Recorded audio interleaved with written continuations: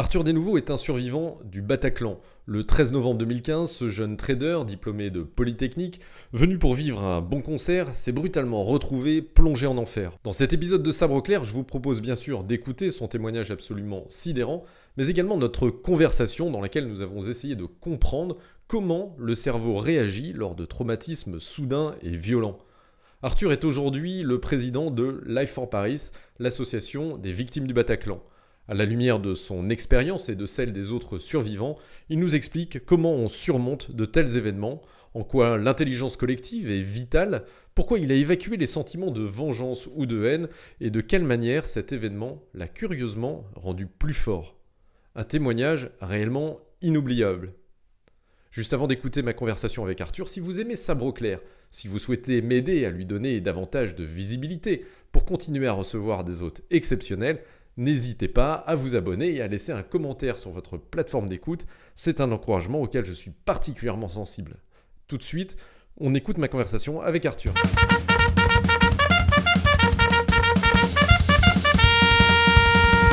Salut Arthur, je suis très heureux de te recevoir sur le podcast de Sabre Clair. Salut Christophe, c'est moi qui suis honoré d'avoir été invité pour le coup. C'est gentil. On va rentrer directement dans le sujet. Moi, ce qui m'intéresse de savoir, de comprendre pour commencer, c'est qui était Arthur Desnouveau avant cette fameuse soirée au Bataclan. T'étais qui? T'étais avec qui? T'étais dans quel état d'esprit? C'est une question vaste là. Qui es-tu? D'où viens-tu? Si je le fais de manière simple, je pense que j'étais un type extrêmement chanceux. Un type qui n'avait pas eu en fait à se poser trop de questions dans la vie, tu vois, sans que le parcours soit forcément hyper linéaire, mais par exemple j'ai fait des études correctes et j'ai jamais eu trop à batailler pour ça. J'ai voulu aller bosser dans la banque d'investissement, j'ai pu le faire. J'avais une carrière qui était sympa. Je m'étais marié en juin 2014 avec une femme que j'adore. En clair, les questions compliquées de la vie, j'avais jamais trop eu à les affronter. J'avais jamais notamment eu à affronter le moindre deuil, perte de grands-parents, de parents, de proches ou quoi que ce soit. Et donc je pense que j'étais relativement insouciant et surtout que j'avais jamais eu à me poser trop de questions. Sur tout ça, j'avais une bande de potes assez variés, que ce soit des copains de vacances, des copains de Polytechnique, enfin j'avais tout, j'avais une grande passion pour la musique, j'avais une passion pour la lecture, j'avais plein de temps libre et j'avais rien qui me souciait et qui m'empêchait de poursuivre mes passions. Le concert, c'était pas ton premier concert a priori, t'étais fan de musique, c'est un truc auquel c'est le genre d'activité que tu faisais régulièrement. Alors moi pas du tout. Du coup la question que j'ai envie de te poser, c'est quand tu arrives au Bataclan ce soir-là, tu arrives pour t'amuser ou clairement tu sais que, peut-être je fantasme complètement, mais que parfois, tu vois, dans les concerts, ça devient un petit peu chaud, où il peut y avoir des problèmes, et donc tu as une forme déjà, tu vois, d'éveil ou de conscience au max, quoi. Alors pour être clair, moi je suis un énorme fan de musique, que ce soit enregistré que j'écoute chez moi ou en concert, et quel que soit le nom du groupe Eagles of Death Metal, c'est pas du tout de la musique agressive, hein. Ça ressemble aux Rolling Stones. Et donc quand je vais à un concert comme celui d'Eagles of Death Metal au Bataclan, qui est une salle que je connais bien, un groupe que je connais bien, que j'ai déjà vu en concert, et que j'ai même déjà vu en concert au Bataclan quelques années avant, d'ailleurs pour l'histoire, c'est tout à fait détendu pour le coup. C'est un truc très bonne ambiance, c'est de la musique pas prise de tête. Pour moi, j'y vais pour passer une bonne soirée. L'anecdote étant d'ailleurs que j'avais un autre groupe que j'aimais bien qui passait les 3 soirs suivants au Bataclan et j'avais les tickets pour les 3 soirs. Donc pour moi, si tu veux, j'entamais 4 soirées de concert d'affilée dans la même salle. C'était vraiment le début d'un bon week-end, sans que je me pose trop de questions et évidemment sans qu'il y ait la moindre crainte, sans qu'il y ait même à l'arrière de mon esprit le moindre risque de quoi que ce soit, si ce n'est de finir tard en allant boire des bières avec des copains ou le groupe. D'accord, ok. Non, c'est pour bien comprendre. Et donc t'es en ambiance vacances et donc t'es là en train d'en profiter à fond. T'es près de la scène, je sais pas où t'es, et d'un seul coup t'entends des trucs bizarres. Est-ce que tu peux nous raconter un petit peu comment ça se passe? Ouais, bien sûr. Moi, je suis aux 2 tiers à l'arrière. Pour plein de raisons. Déjà parce qu'à un moment, je suis allé aux toilettes et donc c'était un peu plus dur de retourner devant. Mais surtout en général parce que dans un concert comme ça, plus t'es proche de la console de son et donc du mec qui fait le son, meilleur est le son.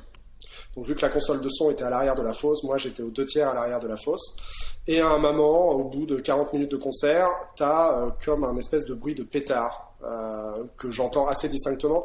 Donc quand tu fais plein de concerts, et en particulier plein de concerts de rock, tu mets des bouchons d'oreille. Alors c'est pas des boules caisses que tu trouves en pharmacie, c'est des bouchons d'oreille qui coupent une certaine gamme de fréquences, notamment les aigus. Ça permet d'équilibrer le son et ça permet de pas t'abîmer ton audition trop rapidement. Donc quand t'entends ça, t'entends des pétards, et en tout cas moi c'est ce que j'entends, comme une enceinte qui craque, ou comme il y a dans certains grands concerts des effets pyrotechniques. Bon, en vrai, un concert dans une petite salle comme ça, il n'y a jamais ça, et c'est pas le genre de groupe à avoir des effets pyrotechniques. Donc moi je me dis qu'il y a une enceinte qui est en train de péter, ou qu'il y a des mecs qui sont en train de jeter des pétards. Donc pour le coup, je fais pas trop gaffe, et quelques secondes après, tu vois que sur scène, il y a un énorme moment de flottement.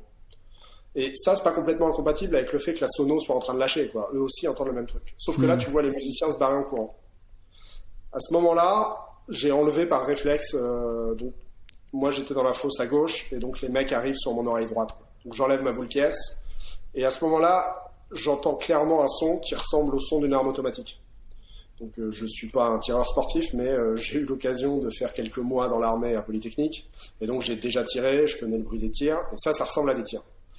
Et à ce moment-là, je me dis putain merde, désolé c'est grossier mais c'est comme ça, et je me dis ça peut être qu'un attentat. Ça, je pense que c'est le truc. Alors c'est peut-être l'ambiance, c'est peut-être parce que c'est la même année que Charlie Hebdo, mais moi je suis parisien et donc je me souviens quand il y avait les attentats dans le RER et que j'avais 8-9 ans dans le quartier Saint-Michel où bossait mon père à l'époque, on se posait toujours la question de savoir s'il n'avait pas été pris dans un attentat ou quoi que ce soit. Donc pour moi, direct, ce truc-là, c'est un attentat.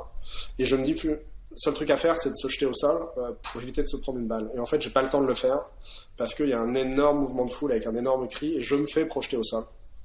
Et je me retrouve allongé sur des gens, avec des gens sur moi. Et là, le seul réflexe de survie que j'ai, en fait, c'est un truc que j'ai gardé, je ne sais pas pourquoi, de l'armée et du parcours du combattant, quoi. C'est deux choses, en fait. C'est que, si t'es moins armé très violemment que les mecs d'en face, t'essayes pas de résister en aucune manière, t'essayes de te barrer, et que pour te barrer, t'essayes de minimiser la vue que t'offre au tireur. Donc moi, je décide de rester allongé, de ramper, et donc en fait, je laisse plein de gens se relever et courir vers la sortie de secours qui est, en fait, je sais pas, 15 mètres devant moi au bout de la fosse à gauche. Et moi, je continue à ramper, je m'interromps quand je me fais trop marcher dessus ou quand les gens devant moi qui sont debout sont coincés dans l'espèce d'entonnoir entre les barrières au bout de la scène. Et au bout d'un certain temps, j'arrive à atteindre l'angle de la scène, je rampe les quelques marches qui descendent. À ce moment-là, je sais que je rampe sur des cordes dont certains ont un angle un peu bizarre, mais sans avoir de souvenir précis de quoi que ce soit. Et là, j'arrive dans la rue. Et à ce moment-là, c'est dingue, c'est que tu retrouves ta faculté de penser, quoi. Tu arrives dans la rue, tu sens qu'en fait, il n'y a plus de ligne de tir entre les mecs et toi, il y a la lumière de la nuit, et je me souviens à ce moment-là, m'être dit, merde, maintenant il faut que je prenne une décision, est-ce que je pars à gauche ou est-ce que je pars à droite? Bon, et en fait, connaissant assez la géographie des lieux, je savais que les mecs étaient rentrés par l'entrée, donc à gauche où tu retournes sur le boulevard où est l'entrée du Bataclan, donc je me dis, il faut se barrer à droite, quoi. Et là, on se barre, on était un certain nombre, on se regroupe plus ou moins, et on se barre en courant, dans un étroit passage qui doit faire, je sais pas, 150 ou 200 mètres sans aucune échappée latérale. Et en fait, pendant qu'on court là-dedans, on sent aussi que les tirs se rapprochent. Et en fait, on saura après qu'il y a des tirs qui ont été passés depuis une des fenêtres du Bataclan dans la rue, à peu près à ce moment-là.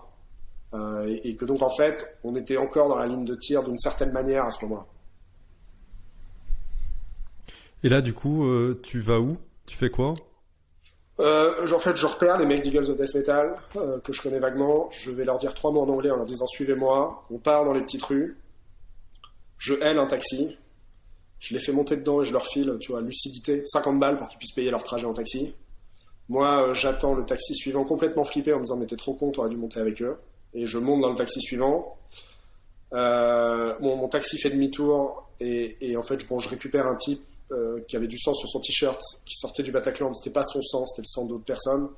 Et à ce moment-là, je me dis merde, faut que je prévienne ma famille. Et donc j'appelle ma femme, ou plutôt je lui envoie un SMS tellement rédigé sous le coup de l'émotion avec les pieds que j'arrive à écrire que je suis blessé alors que je ne le suis pas. Bon bref, on arrive à se comprendre et en fait je vais récupérer ma femme qui a un dîner ailleurs dans Paris avec le taxi.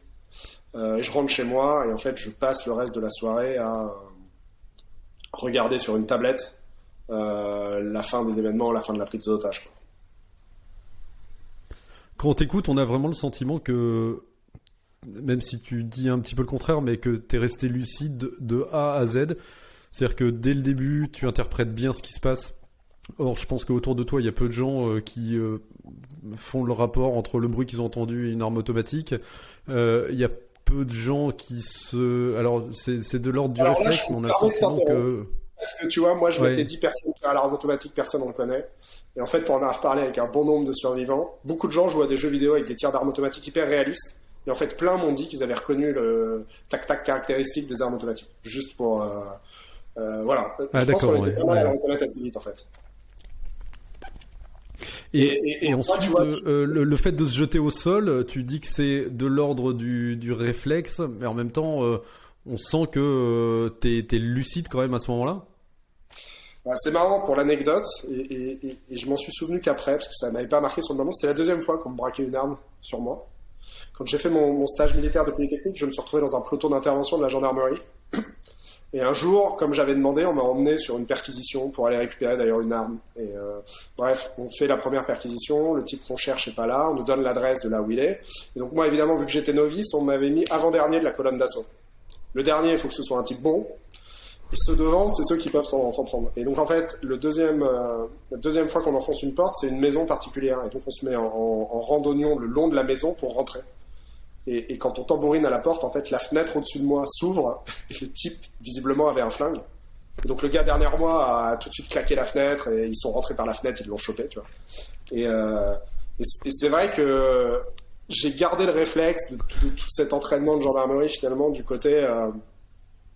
faut pas essayer de faire le malin. Il y a que dans les films que t'es à main nue et que quoi que ce soit. Si t'es menacé avec une arme et que t'as pas d'autre choix, tu te caches, quoi. Il y a vraiment pas d'autre solution. Et ça fait partie des rares trucs qui me restaient à ce moment-là. Mais honnêtement, quand je fais ça, quand je rampe, il y a une partie du cerveau reptilien qui prend complètement la main. J'ai pas du tout un truc où je me dis tiens je vais faire ci ou ça. Je me suis juste dit il faut survivre. Ma chance dans tout ça, c'est que j'étais allé au concert tout seul. J'avais des potes qui étaient, mais qui étaient des potes d'assez loin. On ne s'était pas dit qu'on y allait ensemble. Et donc moi j'avais juste à sauver ma peau, j'avais à penser à rien d'autre. Et ça je pense que ça aide aussi à se laisser aller, à perdre toute lucidité et à activer une fonction panique dans le cerveau qui prend complètement le contrôle à ta place.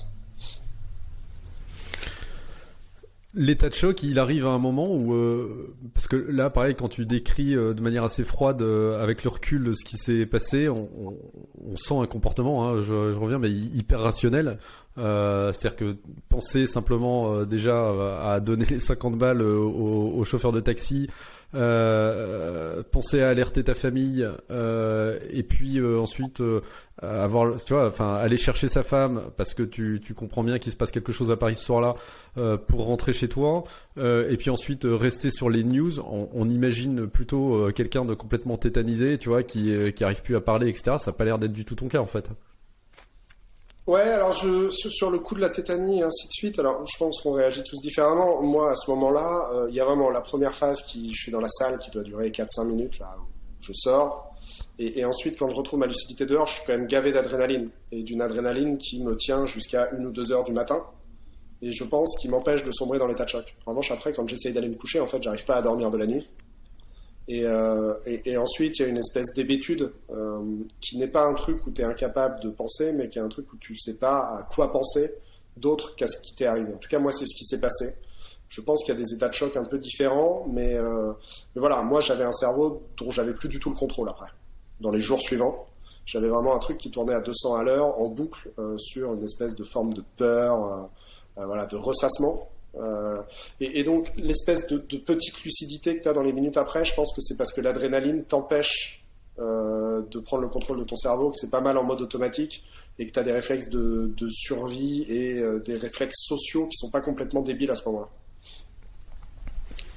Et c'est assez différent pour des gens qui pensent qu'ils sont restés, tu vois, dans la fosse longtemps à pas bouger, où là en fait tu perds une partie de l'adrénaline parce que t'es coincé dans un état où t'as juste envie d'être hors de ton corps et de pas être là. Et je pense que ça crée un état de choc un peu différent, immédiat. Oui. Toi, tu prends conscience de la gravité de ce que tu as vécu, immédiatement ou plusieurs heures plus tard? Je dirais plusieurs semaines, en vrai, pour être tout à fait honnête. Moi, je sors de là en me disant que je suis témoin. Je sors de là en me disant, en fait, putain, j'ai de la chance, hein. C'est pas loin d'être dans un truc un peu chaud. Et puis après, en fait, tu te rends compte que tu regagnes pas ton cerveau, tu te rends compte que tu es bien abîmé de la tête. Et moi, donc je retourne au boulot le lundi, je fais une crise de panique dans le RER. Donc tu sens quand même que t'es pas de retour sur tes capacités. Et en fait, par hasard, une photo de moi paraît dans la presse anglo-saxonne. La presse anglo-saxonne, ils faisaient des articles sur le Bataclan toute la journée, donc ils récupéraient toutes les photos qu'ils pouvaient trouver. Donc il y en a une dans la fosse où on me voit avant le concert. Et là, j'ai vraiment pété un plomb. Et je me suis fait arrêter. Je suis allé voir un médecin, me faire arrêter en urgence. Et là, tu comprends qu'en fait, t'es pas juste témoin, t'es probablement victime. À ce moment-là, moi, je m'arrête 10 jours. Donc on doit être une semaine après, on doit être le 20. Je m'arrête 10 jours, je pars chez mes parents loin de tout avec ma femme. Et je reviens en fait pour la cérémonie d'hommage aux Invalides le 27 novembre 2015. Et à la cérémonie d'hommage, c'est la première fois que sont lus publiquement les noms de toutes les personnes décédées par ordre alphabétique. Et à ce moment-là, quand ça arrive vers les D, je me dis putain, est-ce qu'ils vont me dire mon nom ou pas? C'est complètement bizarre hein, comme truc. Et là, c'est la première fois que je me dis que je suis pas mort en fait. Et quand tu te dis ça, c'est assez vertigineux. Ensuite, en bon macho, j'allais dire, mais enfin, je veux dire, surtout par comparaison avec tous ceux qui avaient l'air de souffrir, d'être des gueules cassées et tout, tu te dis, bon, ça y est, en fait, je vais commencer mon deuil, je vais faire ça chez moi et ça va bien se passer. Donc, je me dis, ok, ça y est, cette étape de l'hommage national est passée, et donc maintenant, je vais juste prendre sur moi, et c'est passé dans un mois, quoi. Et en fait, j'arrive vers le 20 décembre, je pense, et je me rends compte que je suis complètement épuisé parce qu'en fait, je dors très mal. Alors, un truc tout à fait différent de ce à quoi moi je me serais attendu. J'ai jamais fait de cauchemar où j'ai revécu la scène. Mais en revanche, tous les soirs, j'arrivais à peu près à m'endormir et je me réveillais vers 2-3 heures du mat avec le cerveau qui tourne à toute allure et un sentiment diffus de peur. Pas un truc sur lequel je peux me concentrer. Et à ce moment-là, je me dis, bon, ok, je vais quand même aller voir mon médecin, je vais voir ma généraliste qui me dit, écoutez, c'est très bien de croire que vous pouvez le faire vous-même, mais en fait, c'est pas le cas. Donc on va faire deux choses, je vais vous filer des trucs pour dormir, et je vais vous arrêter 2 semaines, et à la fin des 2 semaines, et quand vous serez reposé, vous allez continuer à prendre des trucs pour dormir, et vous allez aller voir une psychologue, et vous allez faire un travail. Et donc en fait, début janvier 2016, je commence à aller voir un psychologue à un rythme assez soutenu, je faisais 2 séances d'1h30 par semaine, en prenant une dose d'anxiolytique qui me permettait juste de dormir, et j'ai fait ça pendant grosso modo 8-9 mois.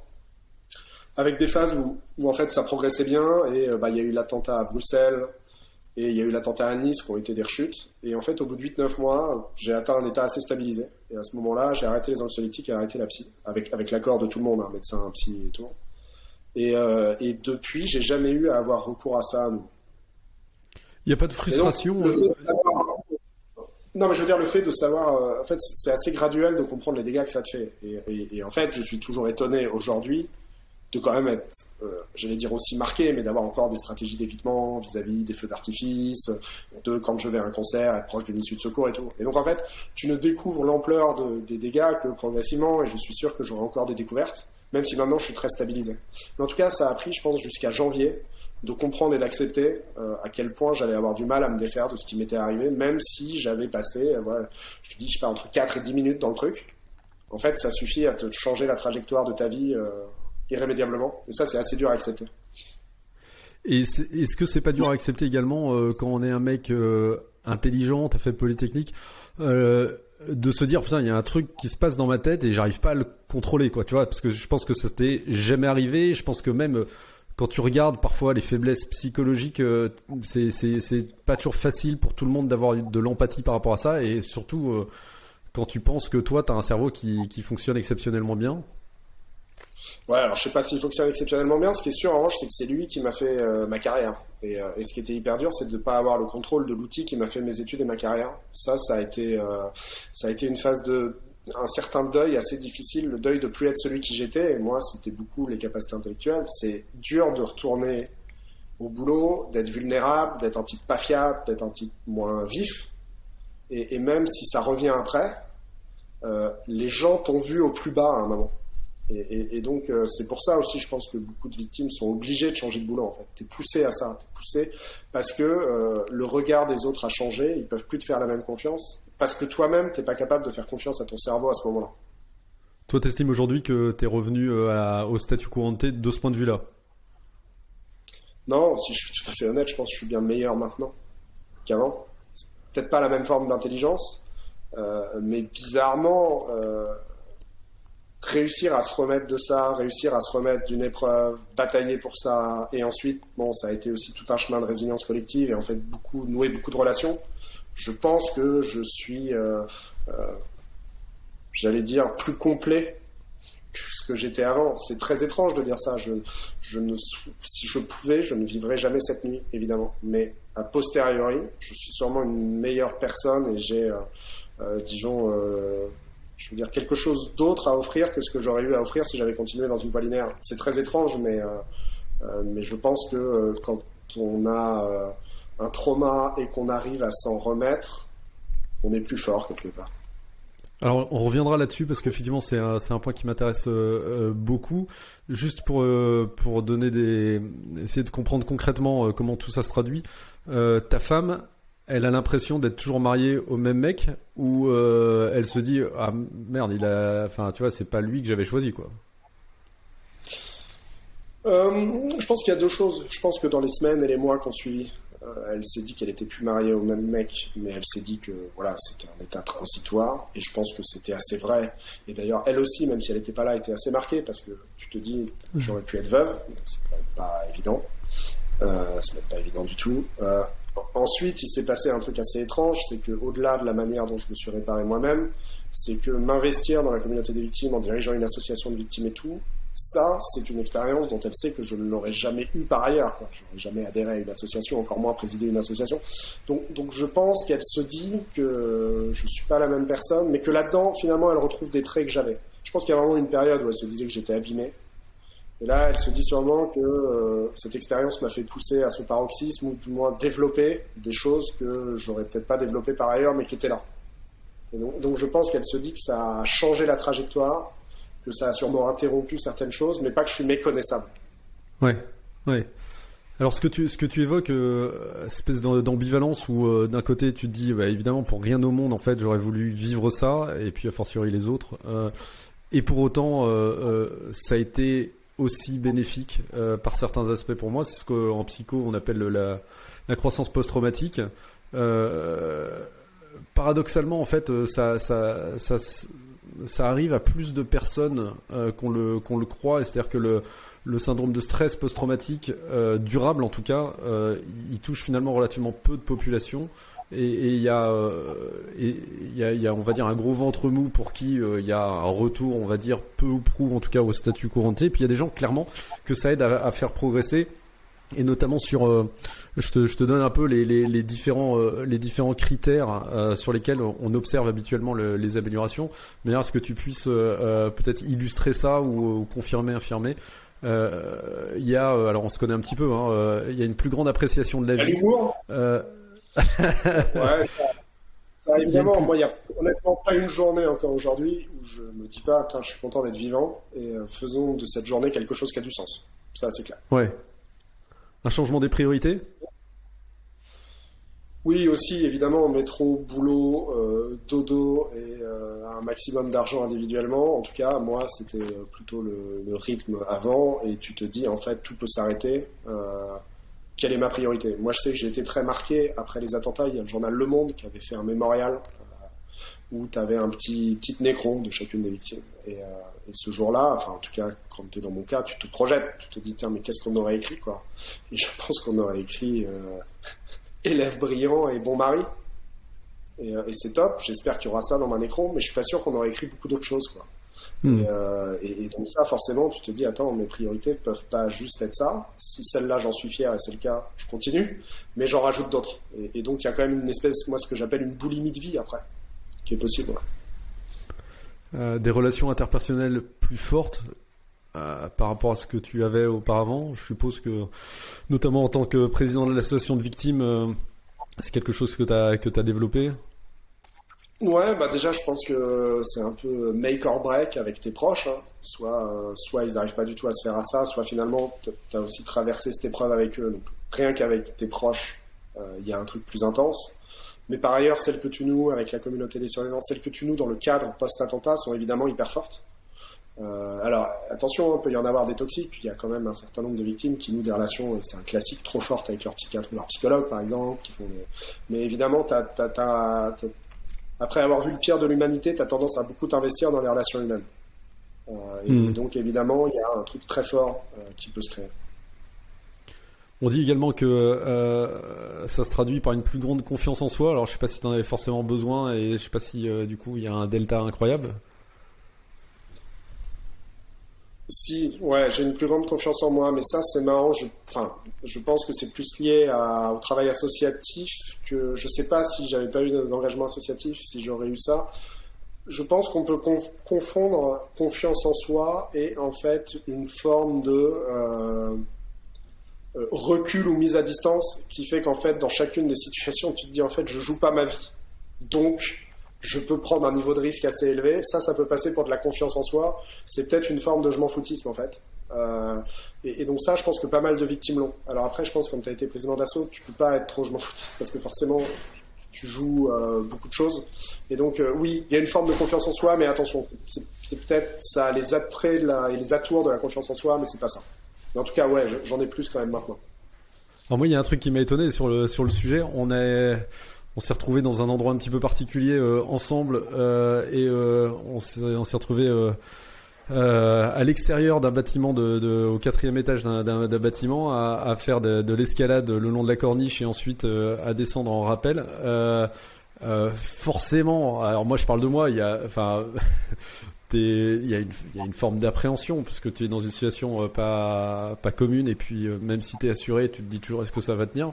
T'avais l'air incroyablement détendu et tu m'as dit un truc bizarre, tu m'as dit mais en fait je peux plus avoir d'adrénaline en gros quoi.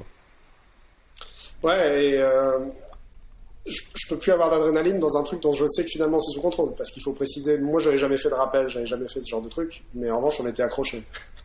Et on était accrochés par des types sérieux. Et donc, en fait, maintenant, j'ai une forme de rationalité assez forte sur ce genre de truc qui m'empêche, en fait, de vraiment stresser. En fait, je suis allé tellement loin dans une situation qui était vraiment dangereuse que tout ce qui est du faux danger, si c'est visible, en fait, ça ne m'effraie pas. Et ce qui est assez intéressant, c'est qu'on a parlé avec un de ceux qui nous encadrait, qui avait l'air d'être un spécialiste du sujet. Et je sais pas si tu te souviens, mais lui nous a dit... il nous parlait d'un exercice où il faut sauter d'un pont avec une espèce de corde tendue. Et il a dit, ce qui est intéressant, c'est ceux qui doivent batailler contre eux-mêmes et qui remportent le combat pour le faire.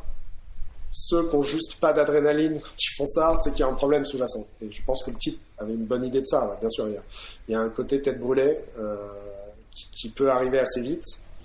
Et c'est vrai que j'ai pas le souvenir de m'être retrouvé dans beaucoup de situations qui m'aient effrayé depuis.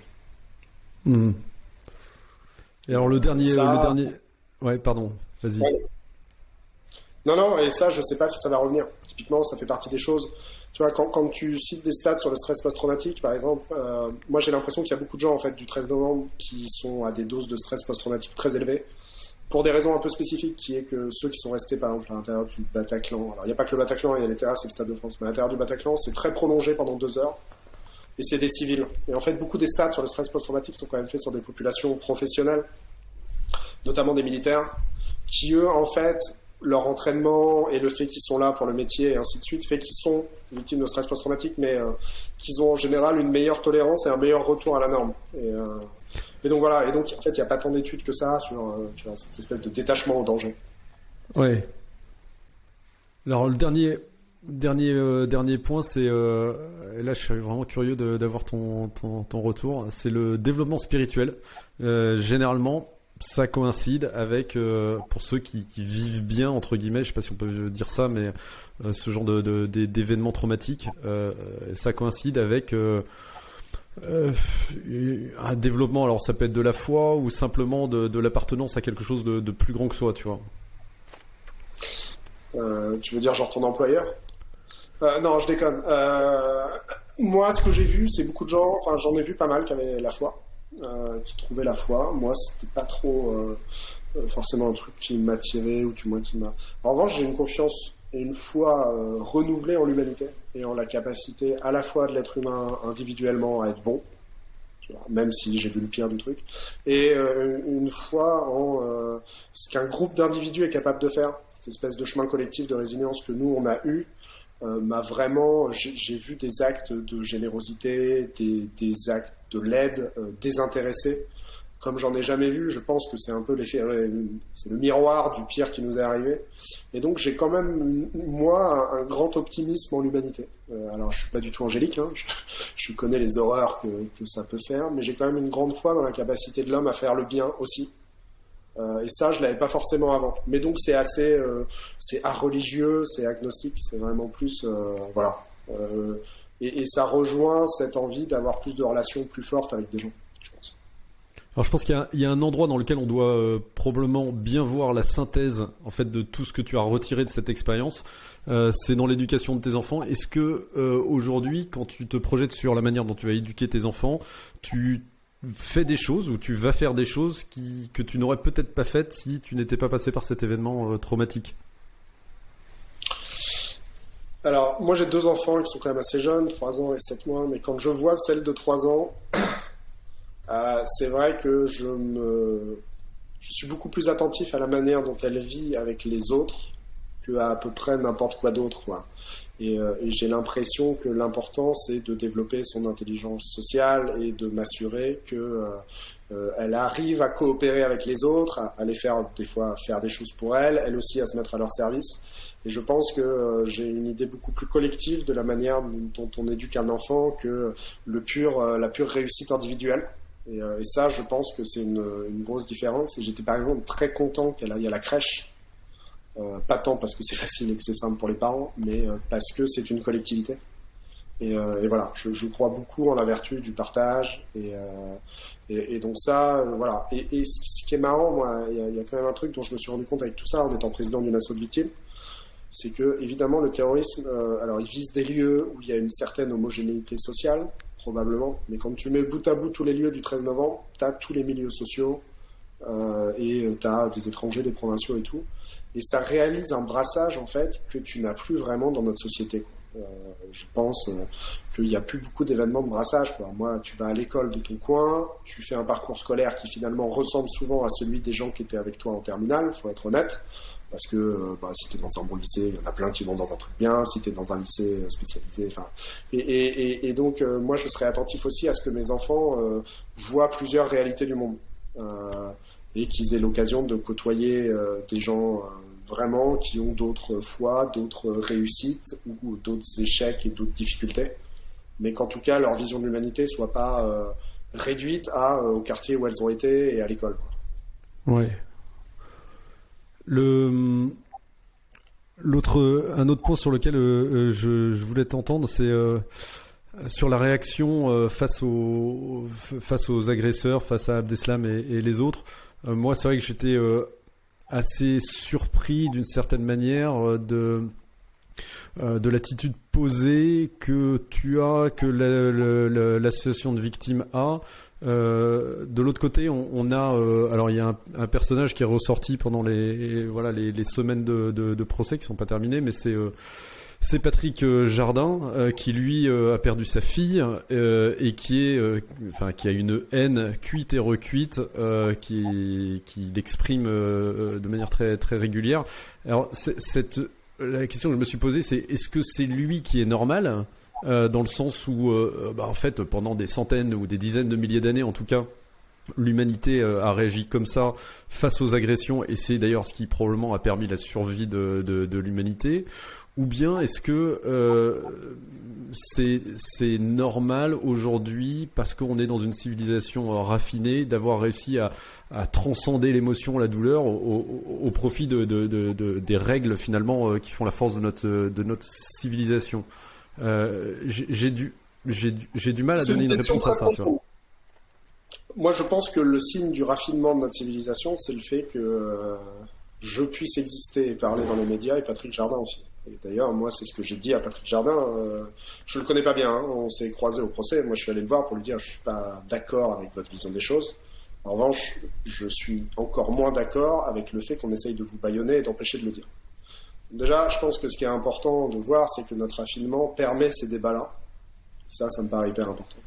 Ensuite, moi je pense que chacun vit ça comme il veut. Il y a quand même une certaine catégorisation qui se fait assez naturellement. C'est que quand on est un parent endeuillé, la peine est éternelle.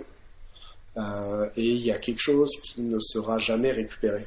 Et que tout ce que j'ai pu raconter sur le fait de devenir quelqu'un de meilleur et ainsi de suite, je crois que c'est quand même beaucoup plus difficile, ou en tout cas, il y a une partie qui est vraiment tellement irréparable quand on a perdu un être cher, que ce soit un mari, un père, que c'est un peu différent et qu'on peut pas avoir... De toute façon, il ne faut pas qu'il y ait d'injonction à la résilience. Donc on ne peut pas avoir la même chose. Ensuite, je pense que le raffinement de notre société nous a quand même permis de réfléchir au fait que la vengeance est un cycle éternel qui, en fait, se nourrit de haine, crée de la haine et n'est pas positif. Et je pense que beaucoup des victimes du 13 novembre se rendent compte que pas avoir de haine, c'est une des meilleures manières de réussir à avoir une vie la meilleure possible dans l'après, quoi. Autant que faire se peut. Et que donc, c'est pour ça qu'il y a beaucoup d'une résilience positive dans tout ça. Et que ça vient d'un raffinement qui a quand même montré les limites, encore une fois, des guerres de vengeance ou de tout ça. Ensuite, voilà, il ne faut pas qu'il y ait d'injonction à la résilience. Ça me paraît très important. Il ne faut pas non plus nier qu'on a des jours de colère et de haine. Moi, j'ai notamment en mémoire certains jours du procès où un des accusés, Mohamed Abrini, nous explique que Daesh, franchement, on ne peut pas les critiquer pour avoir décapité des gens parce qu'on a décapité un roi, que les viols de Yazidi, c'est un projet de natalité. Enfin, voilà. Ce jour-là, honnêtement, moi, j'ai la haine et je me dis que si ce type-là n'était plus là, ce serait pas une grande perte. Donc, je pense aussi qu'il faut bien se dire que réussir à rester humain après, c'est pas être dans une forme de perfection ou de fausse perfection, quoi. Et donc, moi, ce qui me paraît important, c'est que tout puisse coexister, qu'on puisse avoir un débat là-dessus, mais aussi qu'on ne confonde pas ce qui, au procès, relève finalement d'un truc très humain. C'est-à-dire qu'il y a des gens qui viennent exprimer ce qui leur est arrivé, il y a des gens qui sont jugés pour ça, et il y a des gens qui les jugent, avec un truc plus politique, une forme de résistance contre le terrorisme islamiste au global, et ainsi de suite. Moi, les gens dans mon association haïssent le terrorisme islamiste. C'est pas pour ça qu'ils se sont permis d'en haïr les auteurs. Et c'est marrant parce que je vois des fois, j'allais dire dans des publications un peu à certains extrêmes politiques, un truc du genre la résilience telle que la prônent des gens comme moi ou Life for Paris s'oppose à la résistance. Et en fait, je crois pas du tout. La résilience, c'est un truc très humain, très interne vis-à-vis d'autres humains. Et ça n'exclut pas la résistance. Et j'ai l'impression, moi, que dans le discours de Patrick Jardin, il y a un peu cette confusion-là, quoi. On peut dire, vous n'aurez pas ma haine, et être farouchement opposé et prêt à tout faire pour que l'islamisme recule. Et j'ai l'impression qu'il manque cette finesse-là chez les gens qui ont de la colère, parfois. Alors, là où je te rejoins, c'est que je pense qu'il y a effectivement deux manières, ou deux niveaux auxquels regarder les choses. Il y a un niveau individuel, et c'est sûr que si tu vis dans la haine jusqu'à la fin de tes jours, c'est pas la meilleure recette pour être heureux. Alors une fois que t'as dit ça, après c'est quand même très compliqué de se l'appliquer parce que c'est l'émotion. Voilà. Mais ça c'est le niveau individuel. Après il y a le niveau collectif et est-ce qu'il n'y a pas une confusion, si tu veux, des genres? Où finalement on a l'impression d'avoir une partie civile qui se substitue quasiment à l'attitude des juges. En fait, les victimes, elles sont là pour réclamer justice, mais elles sont... il y a une confrontation par rapport aux accusés, et on a le sentiment parfois, mais peut-être à tort, que vous placez comme des victimes, mais qui ont la sagesse du juge. Est-ce qu'il n'y a pas une confusion dans le positionnement ? Alors là, avec tout le respect que je te dois, je pense que la confusion est de ton côté. Si tu écoutes Hannah Arendt, je pense a bien réfléchi au sujet mieux que toi et moi. Hannah Arendt, ce qu'elle dit, c'est que finalement, il y a des juges, et que les juges, ils sont là pour réparer le mal fait à la société. Et que finalement, que la victime accorde son pardon ou pas, on s'en fout.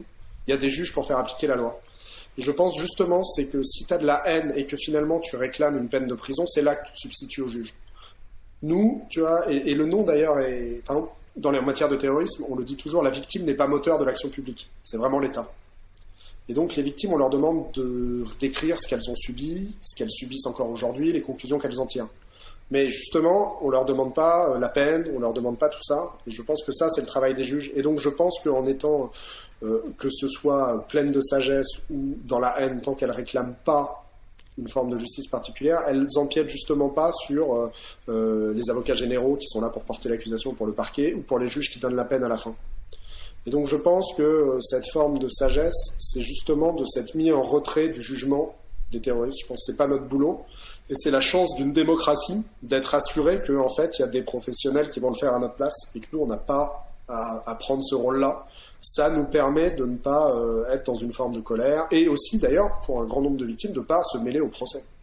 Il y a beaucoup qui n'y sont jamais allés, qui ne veulent pas suivre et qui disent « Attendez, moi, il y a des mecs qui sont payés pour ça, quoi. Juge, avocat, ne m'emmerdez pas avec ça. » Parce que vous n'en attendez pas de contrepartie particulière également. On est en gros, le gars, il va en tôle plus ou moins longtemps, mais il n'y a pas de réparation qui est accordée. Alors, terrorisme, c'est un truc très particulier parce qu'en fait, dans un procès, il y a une partie civile à la fin où on te donne une indemnité qui doit être payée par ton agresseur. Bon, dans le terrorisme, on a évacué ça en fait. Il n'y a pas de partie civile, il y a un fonds d'indemnisation et c'est l'État qui considère qu'il paye parce que les terroristes sont jamais solvables. Donc, aller à ce procès-là, on est effectivement partie civile dans un procès pénal où il n'y a pas de partie civile. Enfin, où il n'y a pas de période civile pendant le procès. Donc nous, de toute façon, on a en théorie rien à en attendre. On est vraiment là, j'allais dire, comme témoin. Ensuite, chacun se fait une opinion sur ce qu'il veut attendre du procès. Moi, j'avoue que j'étais parti à minima en me disant je veux pouvoir parler. Je veux d'ailleurs que les autres victimes puissent parler, que ce soit un vrai espace de parole. Et ça a bien fonctionné, ça a été important, parce que je pense que ça a par exemple clairement établi dans l'opinion publique que le stress post-traumatique, ça existe en très très très grand nombre 6 ans après, même si ça finit peut-être par partir après, qu'en tout cas 6 ans après, 90% des gens qui vont à la barre te disent qu'ils sont encore dans un état où ils prennent des anxiolytiques. Et donc c'était important d'avoir cette parole-là, et moi ce qui était important, c'est qu'à la fin il y ait un verdict selon la loi. Parce qu'on a fait le choix, qui était le choix, à mon avis, le bon et le normal, de juger les terroristes selon la loi. Il y aurait pu y avoir un débat. Quand François Hollande, le président de la République de l'époque, va devant le Congrès et dit c'est un acte de guerre, ça pourrait ouvrir la porte à une justice militaire. Bon, là, on a décidé que c'était le code pénal qui s'appliquait. Et donc, voir que le procès peut fonctionner avec ça, moi, c'était tout ce que j'en attendais. Parce qu'on a l'habitude que les terroristes soient complètement mutiques, qu'ils disent rien, et ainsi de suite. Bon, finalement, le procès s'est pas joué comme ça, parce que une partie des terroristes et des principaux a décidé de parler. Alors, sûrement de mentir en partie, de parler ou pas. Et donc, finalement, moi, mes attentes ont un peu changé. Et je pense que chacun a des attentes très différentes. Il y a une partie des gens, notamment, une partie des victimes, mais j'ai l'impression encore plus une partie de la société qui aimerait avoir tous les détails. Les détails des préparatifs, les détails de ce qui s'est bien passé, de ce qui s'est pas passé, de ce qui aurait dû se passer, savoir s'il devait y avoir 4 terroristes et tout. Moi, j'avoue que je suis pas du tout là-dedans, parce qu'en fait, je sais ce qui m'est arrivé. Et donc moi, il y a 3 mecs qui sont rentrés dans le Bataclan et qui m'ont tiré dessus. Savoir qu'ils auraient pu être 4 ou machin, en fait, moi, c'est pas un truc qui me... En tant que citoyen, un peu, me dire, tiens, il aurait pu y avoir beaucoup plus de morts, et ainsi de suite, oui. Mais en tant que victime, non. En revanche, moi, comprendre comment des types en jogging ont pu faire irruption là et avoir envie de me tirer dessus dans le dos, ça restait un truc qui me travaillait toujours dans cette idée que finalement, si tu veux avoir la foi dans l'humanité, tu as aussi envie de comprendre le reste. Et donc là, voilà, chacun vient chercher ce qu'il veut au procès. Il y a des gens qui n'en attendent rien. Moi, finalement, je me suis rendu compte que si j'en avais l'occasion, j'avais envie de comprendre, quoi. Mais en tout cas, le procès ne nous garantissait rien. C'est pas son but, à part de garantir à nous comme aux autres citoyens que la justice passerait même pour des actes d'une telle ampleur. Ouais, tout avec le problème, effectivement, comme tu le dis, d'avoir une justice prévue pour des situations normales dans un cadre exceptionnel, là où effectivement dans l'histoire on a eu des tribunaux exceptionnels pour précisément adapter la réponse face à certaines situations particulières. Ouais, voilà, mais alors le truc c'est que on peut pas considérer que le 13 novembre est un crime contre l'humanité. On peut considérer que ce qu'a fait Daesh au global est un crime contre l'humanité, mais juste cet événement-là, non, enfin c'est du terrorisme de grande ampleur, et donc c'était assez logique a posteriori que ce soit un tribunal. Et on voit d'ailleurs que la justice, alors, comme l'a dit le président le premier jour, c'est un procès hors norme, mais qui doit être normal. Et pour l'instant, ça fonctionne bien. La salle est énorme, les mesures de sécurité sont énormes, la durée est complètement dingue, la couverture médiatique est incroyable. Pour autant, on arrive à juger selon les normes de la loi, la défense arrive à faire son travail normalement, tout le monde trouve sa place. Il y a un écueil que vous avez évité Alors à tort ou raison, ça c'est pas à moi de le dire, mais c'est celui d'une forme de politisation de votre point de vue. Il y a une phrase de Montesquieu que je cite, que j'aime bien, mais que je cite pas précisément probablement, qui dit qu'il faut pas confondre ceux qui déclenchent la guerre avec ceux qui la rendent inévitable. Là, en l'occurrence, l'exigence de justice voudrait que, à la barre, on n'ait pas uniquement ceux qui étaient derrière les armes automatiques, mais également ceux qui ont possiblement, en tout cas, rendu possible une telle situation. Ce qui évidemment derrière génère des débats qui sont beaucoup plus politiques, mais c'est quelque chose que vous êtes bien gardé de faire. Est-ce que la justice est pleinement rendue dans le cas présent du coup? Alors, on peut avoir un débat sur où s'étend les raisons du pourquoi et du comment. Ce qui est clair, c'est que si on regarde la chaîne de commandement au-dessus, et donc une partie des théoriciens de Daesh, en tout cas, eux, ils se sont tous pris une frappe de drone. Soyons honnêtes. On a dans le box tous ceux qui sont encore vivants. Il y a des présumés morts qui sont jugés aussi. Après, est-ce que on doit inclure un aspect beaucoup plus, j'allais dire politique à tout ça? Je pense qu'il y a plusieurs manières de rendre la justice. Et je me demande s'il n'y aurait pas dû y avoir une commission parlementaire un peu plus sérieuse là-dessus. C'est possible. En tout cas, c'était pas un tribunal pénal de faire ça. Et il faut pas, voilà, s'il doit y avoir quelque chose de politique à faire, c'est devant d'autres juridictions. Et je pense que ça, c'est une question beaucoup plus citoyenne que victimaire, finalement. Et que donc, de la même manière, on ne voulait pas confondre le fait d'avoir été, nous, visés avec un combat plus large. Et je pense que sinon, si tu fais ça, tu te trompes un peu. Et donc, nous, on a toujours essayé de tenir la politique assez loin de tout ça. Et éventuellement, en espérant que cette partie-là soit bien prise en charge par un débat public de qualité, notamment. Ouais. Et, alors, pour au final, le procès... Ouais, évite bien l'écueil. Vas-y. Non, et donc ça, c'est intéressant, parce qu'en plus, il est tombé en pleine campagne présidentielle à cause du Covid, ce qui n'était pas le plan initial. Et c'est vrai que c'est dur de garder un espace comme ça apolitique. Et pour nous, c'était important. Et c'est pas facile de diriger une association apolitique dans un procès au contexte aussi politique pendant une campagne présidentielle. Alors, c'est pas évident. L'autre tour de force, et peut-être on en restera là, c'est le fait que vous ayez réussi à, je parle de Life for Paris en tout cas, qui est donc l'association qui regroupe les victimes directes, donc pas les parents de victimes, c'est ça? On est deux associations, l'autre association a plus de parents, mais pour le coup, nous aussi on a des parents endeuillés, et l'autre association a aussi des victimes directes. Mais donc, on est l'association qui a la plus forte tonalité victime directe survivant. Ouais. D'accord. Et le tour de force, c'est d'avoir réussi à faire en sorte que globalement, on a des victimes qui effectivement ne sont pas pétries de haine, ont réussi à prendre la distance nécessaire. Alors je le dis tout en pesant mes mots, pour se donner un maximum de chances de reprendre une vie aussi normale que possible. Comme l'objet de ce podcast, c'est justement de trouver les ingrédients qui permettent de mener une vie totalement accomplie, et que face à des événements compliqués, c'est pas toujours simple. Pour toi, ça a été quoi les ingrédients de Life for Paris qui ont permis justement de faire en sorte que ça ne devienne pas, par exemple, un véhicule politique ou une association très agressive qui, avec une exigence de justice peut-être outrée? Qu'est-ce qui a fait que globalement vous avez développé cette personnalité-là en tant qu'association? Qu'est-ce qui a fait que chacun individuellement a réussi à remettre les choses dans le bon ordre, j'allais dire? Alors, je vais. En fait, je pense que la première question est la plus complexe. Celle de pourquoi pas politique. J'y répondrai en deuxième, en fait. Ouais, ok. La deuxième partie de la réponse, c'est cet exemple assez connu, c'est que si je te montre une pièce de viande, tu es incapable de m'en donner le poids. Mm-hmm. S'il y a 200 personnes dans une salle, que je demande à chacun de m'en donner le poids et que je fais la moyenne, je vais sûrement tomber pas très loin. L'intelligence de la foule. Ouais. Exactement. Et en fait, nous, c'est vraiment ça. Alors, on est une association, mais moi, j'aime à considérer qu'on est avant tout un collectif. Et on est un collectif qui, pour le coup, a beaucoup utilisé les outils numériques, et notamment Facebook, pour avoir des débats sur tout et n'importe quoi.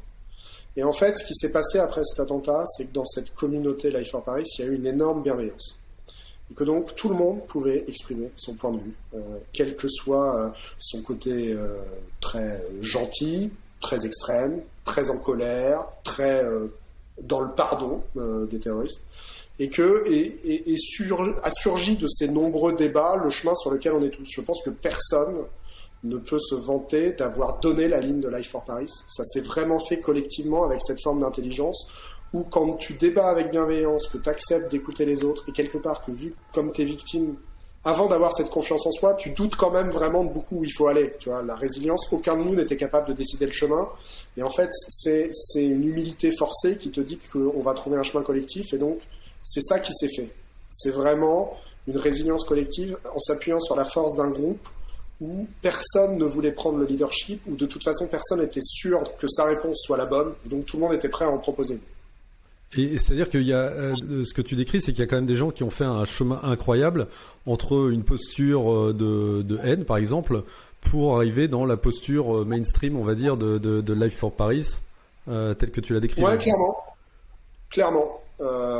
Et il y en a, tu vois, qui arrivaient très en colère. Et en fait, je me souviens, les messages étaient plutôt mais pourquoi t'es en colère? Mais en fait, est-ce que t'as pas plutôt envie de te concentrer sur ce que tu vas faire? Et surtout, en général, l'exemple était moi aussi j'ai été en colère. Puis tu vois, là maintenant, en fait, j'ai vraiment battu pour plus l'avoir. Et je peux te dire que ça va mieux. Et quand t'entends ça de quelqu'un qui est dans une situation comparable à la tienne, tu l'écoutes vachement plus que quand c'est un professionnel, un journaliste, un livre qui te le dit, quoi. Et donc en fait, je pense qu'on a trouvé la réponse collective qui doit probablement être la bonne. Tu vois, je dis ça avec toute l'humilité parce que c'est celle à laquelle on a tous plus ou moins vite et avec des petites nuances convergé. Ouais, ça c'est super important parce qu'effectivement ça explique de manière très claire ce que tu disais sur l'importance du groupe, l'importance des relations sociales que tu enseignes ou que tu vas enseigner à tes enfants. Parce que cette intelligence de la foule, elle a influencé considérablement le groupe et a permis de trouver probablement la meilleure posture. Ouais. Exactement. Et d'ailleurs, c'est là que c'est vraiment important de souligner que notre chance dans notre malheur, finalement, c'est d'être si nombreux. Parce que on accueille toujours quelques victimes d'attentats isolés. Des trucs où il y a une, deux victimes et où eux peuvent pas comparer les chemins. Et en fait, le trauma du terrorisme se ressemble quel que soit l'attentat. Et notamment, je sais, alors moi je l'ai pas regardé, qu'il y a un documentaire sur Netflix sur les attentats de Madrid à la gare d'Atocha il y a maintenant 18 ans. Et tous mes adhérents qui l'ont regardé ont dit c'est dingue, tu vois les victimes d'Atocha parler et c'est exactement nous qui parlons. Et donc en fait, nous notre chance c'est qu'on a été un groupe assez homogène, qui a pu se constituer vite, qui a eu les réseaux sociaux pour pouvoir débattre à toute heure du jour et de la nuit, toujours trouver quelqu'un avec qui en parler, et ainsi de suite. Ça a beaucoup accéléré les choses, je pense. Okay. Et ça c'est très précieux effectivement comme recette entre guillemets concrète face à ce genre de situation. Et donc moi mon rôle de président, parce que je pense que si on n'était pas une asso loi 1901, il n'y aurait pas de président. C'est vraiment... moi, je considère que mon rôle, c'est en fait trois choses. C'est de m'assurer toujours de cette bienveillance, voilà, et que le ton des réponses, et que les maladresses de réponses, parce qu'évidemment, il y en a parfois, amènent assez vite une excuse du genre « Ok, je suis pas d'accord, mais je peux le dire gentiment ». Le deuxième, c'est un peu d'aller faire mégaphone et de réussir à synthétiser cette parole, et donc de faire l'effort de parler à tout le monde, ou plus de monde possible, d'être toujours disponible pour réussir à restituer une parole moyenne la plus forte possible. Et des fois, de sentir un peu où va le groupe, et donc de le dire un peu en avance de phase pour faciliter les choses. Et la troisième, et c'est la réponse à ton premier point, c'était d'éviter toute récupération politique. Et que justement, on évite ça. Et c'est pas évident, parce que évidemment, le terrorisme, c'est politique, et il y a quelque chose de très politique dans le sens vie de la cité, dans ce qu'on vit, parce que la société est intéressée à notre chemin a posteriori. Mais ça n'a rien à voir avec la politique politicienne. Et évidemment, ça, c'est un truc qui est pas facile, et c'est un truc sur lequel, d'ailleurs, je me fais attaquer régulièrement dans les médias. Parce que, donc, les attentats ont lieu en 2015. Ensuite, à la mairie de Paris, depuis, c'est le PS ou le PS allié au Vert qui est au pouvoir. Et au niveau de l'État, ça a été le PS, puis la République En Marche. Et donc, évidemment, aux cérémonies d'hommage, qui vient? Les élus. Et donc, tu es souvent mis avec ces gens-là.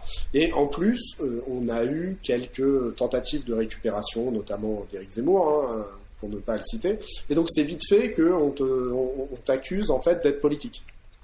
Alors que nous, on l'a toujours été farouchement contre. On n'a jamais soutenu qui que ce soit.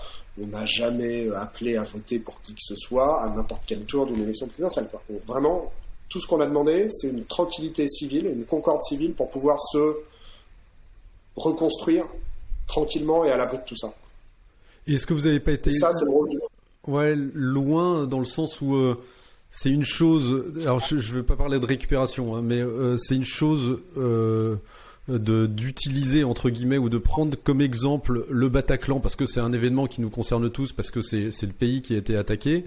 C'est pas de la récupération politique pour moi. Le fait d'utiliser les victimes du Bataclan, c'est une chose qui est totalement différente. Alors déjà, moi, il y a plusieurs choses là-dedans. Utiliser les victimes et utiliser l'attentat, c'est deux choses différentes. Ça, c'est très clair. Et donc les victimes, tout de suite, c'est de la récupération. Parce que de toute façon, il n'y a pas d'unité chez les victimes qui permettent de tirer quoi que ce soit. Deuxièmement, je pense que utiliser l'attentat pour en tirer la moindre conclusion, c'est vraiment la partie pour le tout. C'est vraiment utiliser un truc qui a choqué, qui a marqué, pour essayer de tirer des conclusions. Et ça, intellectuellement, ça ne me paraît pas très intelligent. Mais pour le coup, ça a valu... ça, on l'a plutôt laissé passer. Alors, je dois dire, par exemple, l'autre jour, on a le droit de citer des noms. Hein. Vas-y, t'as le droit de tout. Marine Le Pen est venue sur BFM expliquer que si elle était allée voir Poutine, c'était suite à l'attentat du Bataclan. Bon... Ça, je me suis quand même fendu d'un petit tweet pour rigoler un petit coup, quoi. Parce que ça, c'est vraiment de l'excuse où on dit aux gens, attendez, j'ai essayé de... Voilà.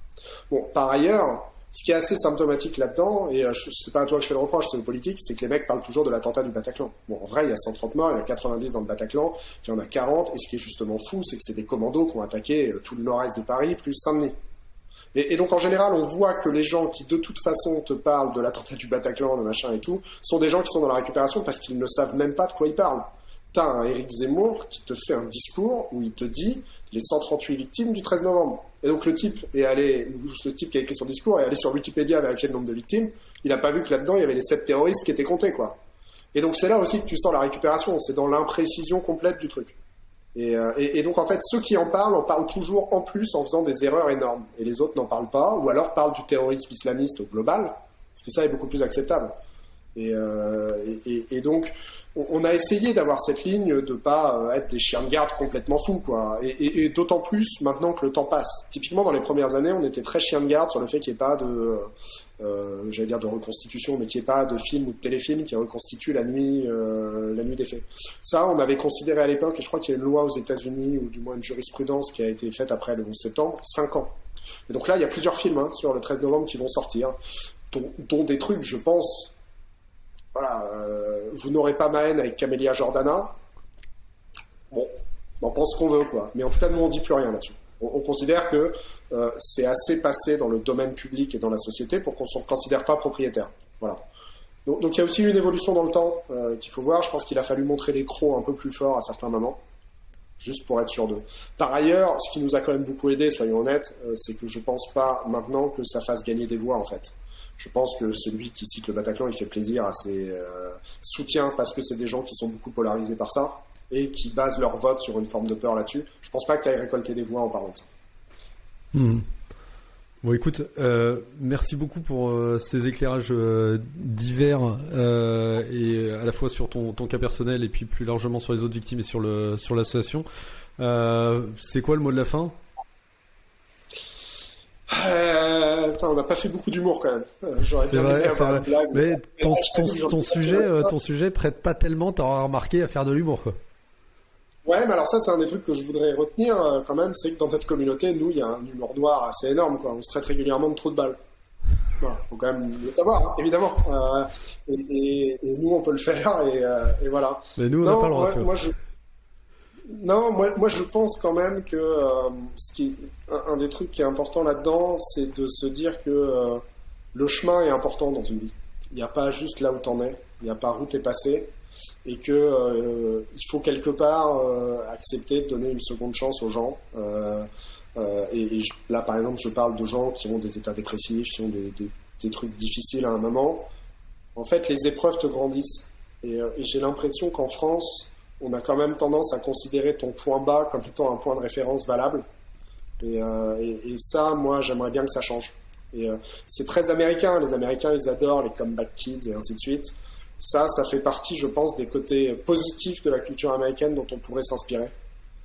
Parce que quand tu vas aux États-Unis, que t'expliques que t'es survivant, que t'as essayé de faire une asso et tout, alors c'est un peu trop fort, hein. Ils te prennent pour un héros.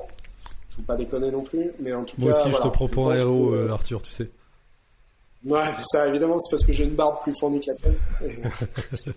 Et donc voilà, moi, c'est un des trucs que j'ai retenu. Et aussi, quelque part, qu'il faut pas avoir peur de la différence. Et qu'il faut savoir, voilà, l'humain, c'est plein d'expériences hyper différentes, dont certaines sont difficiles. On peut pas toujours se mettre à la place des autres, mais il faut savoir les écouter.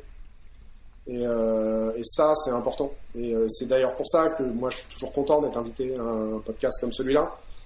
Parce que moi, j'essaye de répondre sans filtre et de montrer aux gens que finalement, on peut être passé par des extrêmes et qu'on peut tous en parler, quoi. Très bien. Bah, écoute, Arthur, merci vraiment énormément pour ton temps, riche d'enseignements. Et je te souhaite à toi aussi, du coup, de mener ta vie sabre au clair maintenant.